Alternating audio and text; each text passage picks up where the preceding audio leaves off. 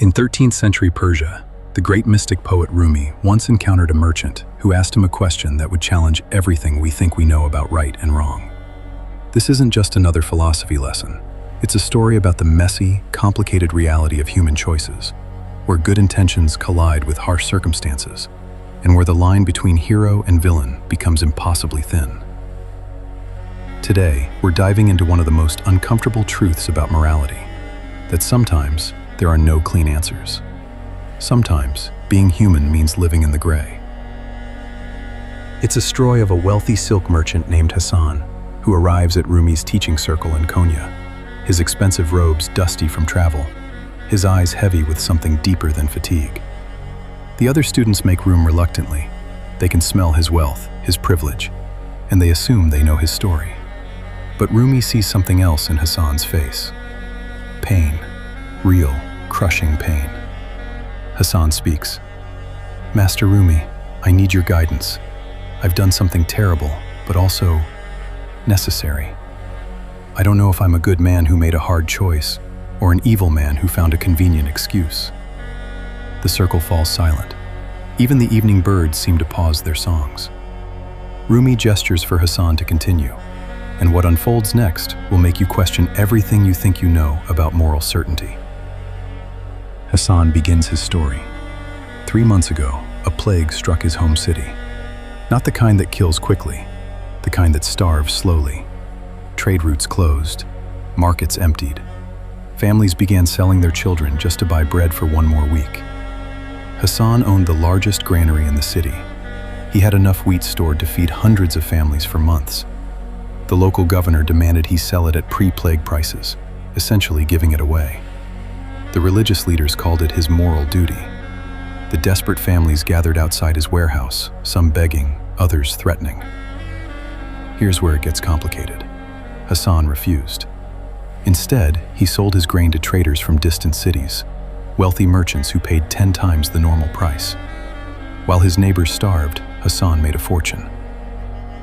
But here's what the angry crowd didn't know. Hassan's teenage daughter was dying of a rare disease.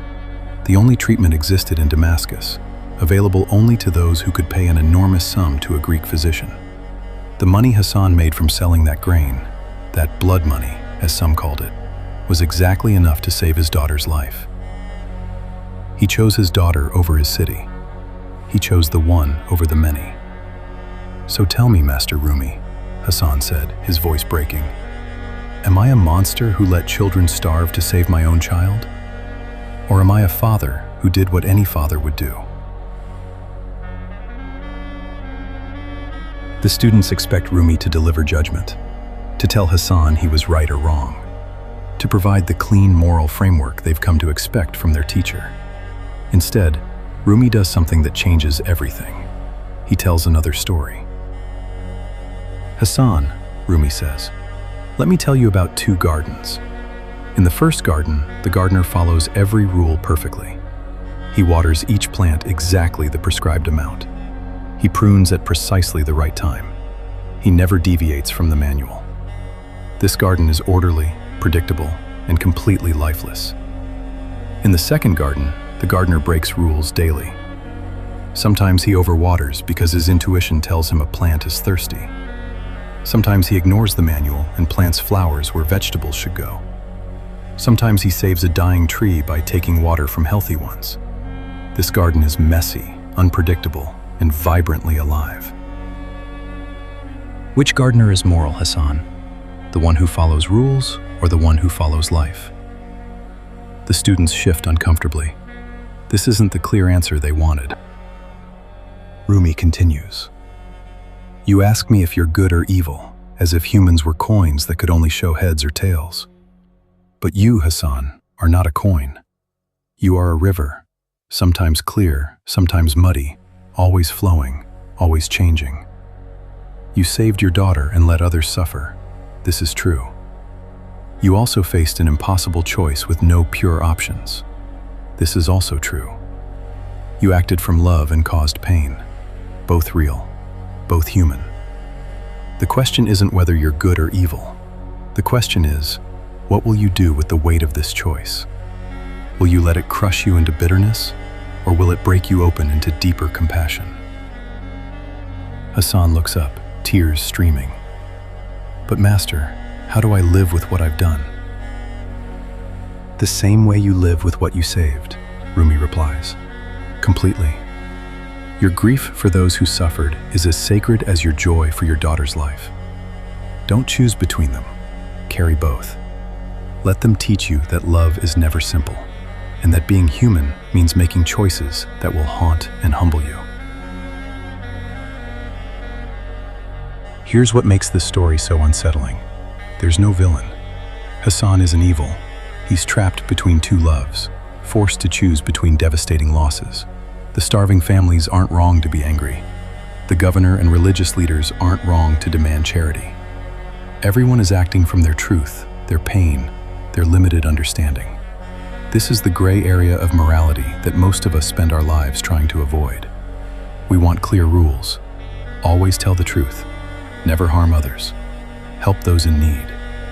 But real life rarely offers us scenarios where all our values can coexist peacefully. Rumi understood something that modern moral philosophy often misses. The goal isn't to eliminate moral complexity.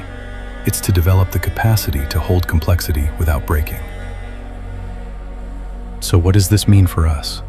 How do we navigate a world where good people make harmful choices, where love and damage intertwine, where our attempts to help sometimes hurt?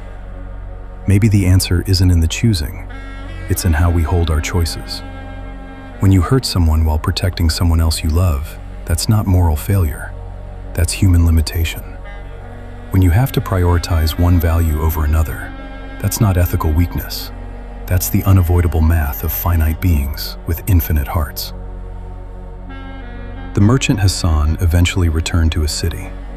He used his remaining wealth to establish food distribution centers. He couldn't undo his choice, but he could live forward from it. His daughter recovered. Some families forgave him, others never did. He learned to carry both realities without needing to reconcile them. As our story ends, I want to leave you with the same question Rumi asked his students that evening.